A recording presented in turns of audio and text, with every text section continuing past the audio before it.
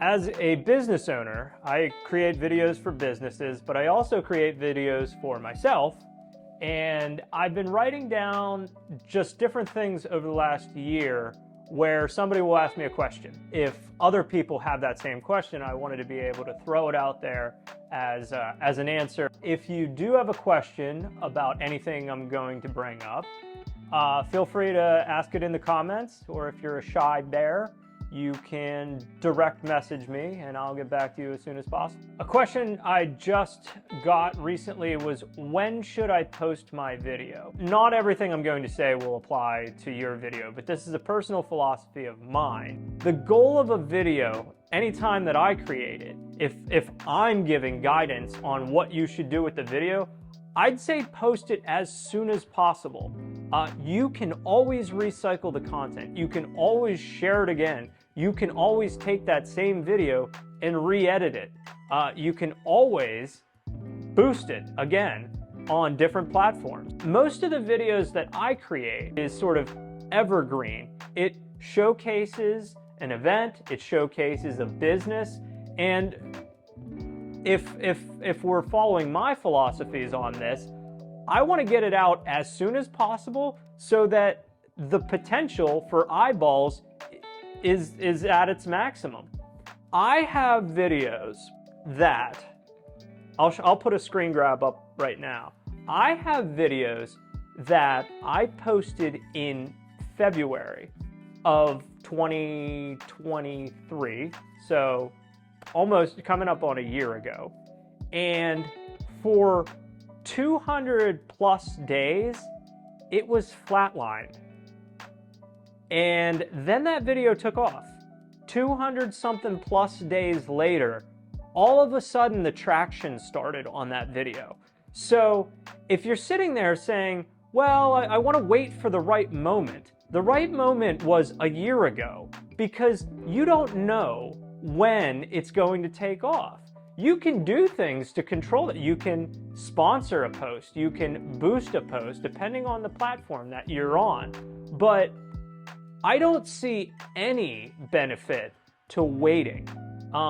Anytime you're building a social media presence, anytime you're trying to get eyeballs on your business, there might be a few instances that I'm not considering, but in general, the goal should be to put out a lot, to put out many pieces of content, not just one, but a lot, because the more that you put out, the more chances you have of people engaging, interacting with it. So to answer the question, when is the right time? I would have said a year ago is the right time to post your video. If we're talking specifically about what time of day to post, the only thing that, there's different philosophies, and if we're opening up the can of worms about the algorithms on each of these platforms, I won't even go there. But the only couple things that I kind of stick to, try to avoid posting at the tops of the hour. And the reasoning behind this is people schedule posts. Like, they'll create the content and then they'll say, hey, I want it to post at, and the obvious thing to do is post it at whatever, the top of the hour, 8 a.m., 9 a.m. And so if you are posting like that, scheduling a post to be at the top of the hour, your post is in competition with every single other person that did that. So I generally don't even look at the clock when I'm posting. I'm not aiming for a specific time, but if it is like, 11:41, I'll go ahead and post. So when I fly my drone, and that's what I'm known for. Hi Guys Video, we are known for flying our drones. That's my bread and butter. That's my namesake here. And probably the number one question I get is, where can you fly? Can you just fly anywhere? Is that legal? So first off, I've done videos like this before where I talk about being licensed. So I am a licensed pilot. In order to fly a drone commercially, you are required to get a license for that. So the definition is, if you are being paid for the work, you need to go do the test and get a license. To answer the question, where can I fly? When you are a licensed pilot, you are aware that there are certain places that you are not allowed to fly. In general, this is more of a video for the general population and not experienced pilots. To put it simply, you can't fly at an airport. You can fly sort of near an airport depending on a lot of things, but the bigger the airport, the more further away you're probably going to have to be. Tinier airports, you can probably get a little bit closer. There's rules there, but basically you can't fly above an airport for sure. That's one place you're never allowed to fly. You are not allowed to fly in national parks. National parks, obviously they're trying to, it's all about peace. It's all about preserving the nature. They don't want big, loud, swinging drones disrupting, your experience in the park for one, but probably more importantly is they don't want it to disrupt the wildlife in a national park. So drones are not allowed inside national parks. They're not allowed above airports. The biggest misconception and the biggest thing that I saw this comment not too long ago. Somebody tagged me in a post, and somebody, because they needed a drone for a rescue situation, and the comment was made that you are not allowed to fly a drone over private property. Now, before I say this, trust me, there are always going to be instances where there's, mitigating factors. But in general, I would advise you, if you are curious about the answer to, can I fly over private property? In general, the answer is yes. You are allowed to fly over somebody's house, and here is why. If you are I'm a licensed pilot, and the governing body for what I do is the FAA. In a couple years back, Congress granted them, the FAA, the exclusive authority to write laws regarding drones. What I do is considered, I'm flying something that is governed by the FAA. So I adhere to rules the same way a pilot of a manned aircraft. I'm an unmanned pilot of a manned aircraft, of a commercial. I have to follow those same sort of rules that they do.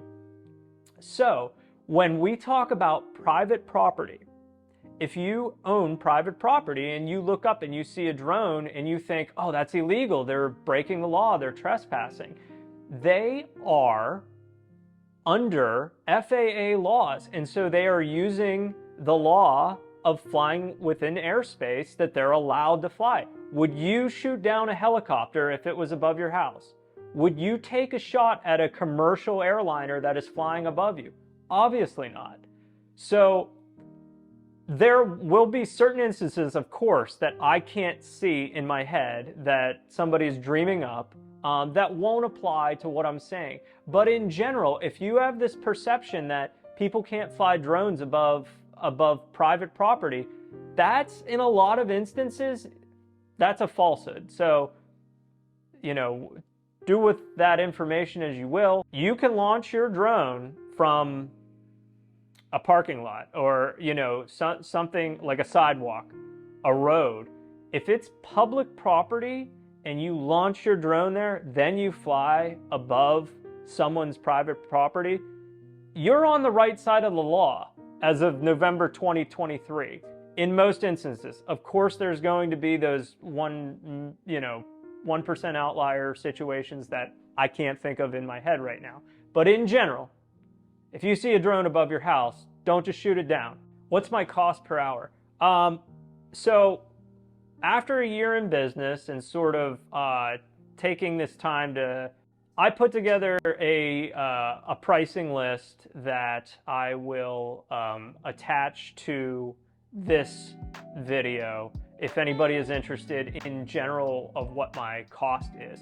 I don't really do a per hour cost. I do things that are not very straightforward like that. It's not like I have this, pipe that I'm fixing. It's there's a lot of things I need to do. There's pre-planning, setting up interviews, there's interviewing, there's so many things that I do for each video that it's not this, hey, per hour cost. It's DM me, call me, let's have a conversation about what your needs are, what your project looks like. I'll give you a ballpark estimate of what it would require, because every situation is so different. It's not a one-size-fits-all, here's what I charge per hour. In dealing with my first year, different businesses, I've had friends, I've had total strangers, I've done a whole wide range of projects. If you're interested, first off, go to highguysvideo.com, or you can go to my YouTube channel, you can go to Facebook. I post literally on every single platform except maybe Snapchat and Vine or something. And all the mainstream big platforms, you can find my videos. What I would say is go look at what I do before you call me. Make sure you like what you see. I have a very stylized approach. I use my drone for, that's my calling card.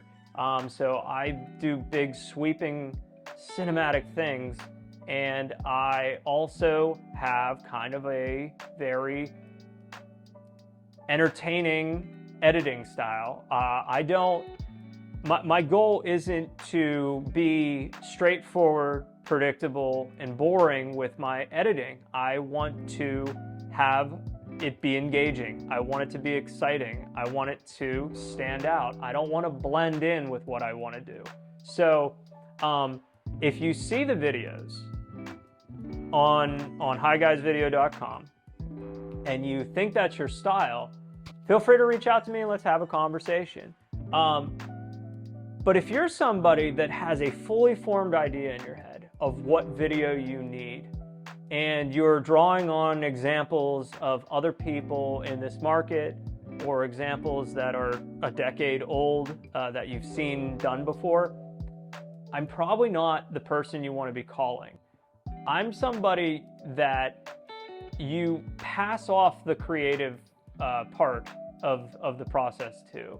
If you like what you see on my site and you want me to take care of everything and you just want to get an awesome video done,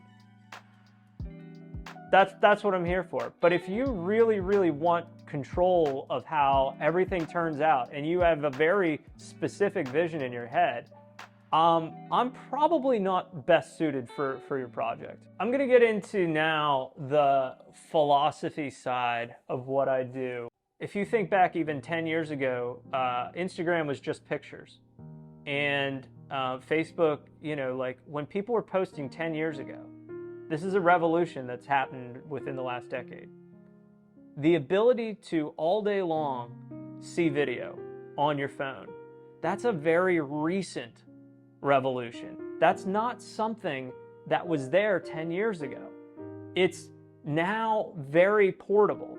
I mean, there was YouTube long form content, there was things like that, but it wasn't as easy as it is now. And you could just easily scroll through and refresh your feed with video content all day long. And so it's my understanding, because I'm somebody who absorbs a lot of content. I look at my YouTube numbers, and I listen to about 9 hours of YouTube a day.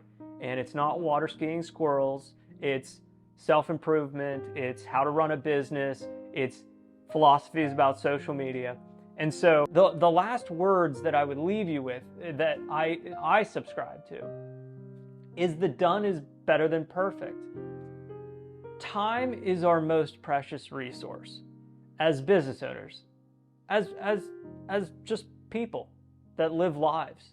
You don't want years to go by where you took no action. Done is better than perfect. If it takes you a year to polish some video that you think is going to go viral, one, let me save you some trouble. It's not going to go viral. odds are not in your favor that you're going to get suddenly all these eyeballs on your business because you sat there and perfected it and you did a million revisions to it and it took you a year. My philosophy is this.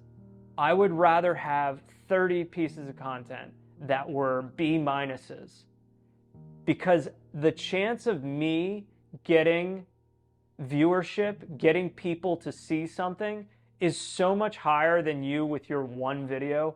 It's not going to take off because you put so much more time and you invested so many more revisions and you got that script just perfect. That's what I'm going to end you on this Monday where I bagged up 10 bags full of leaves. Done is better than perfect. If you have questions, if you have comments, this isn't live, please feel free to message me.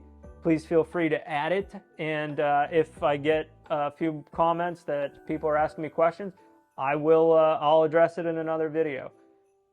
Have a great day. I hope something great happens for you today.